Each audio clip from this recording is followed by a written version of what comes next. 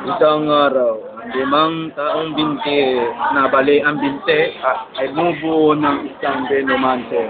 Ay at biglang lumabas si Tina Saywin, Rolly, Jose, Dixiter. Si Saywin na naman. Habang sila ay nagsasamon, biglang lumabas si habang nagsasamon sila, biglang dumating ang isang mandirigma, nagngangalang si Riza Santos, na galing sa Min, ang palangiting tao. Nakapikit. Tulog yan. Ang pinupuksa nila si Bon. Dumating si Riza Santos galing Min at inatake kami. At dito nagtatapos ang nagwawaka ang kwentong Binte. Ang laki ng binti mo, pali pa. Yo.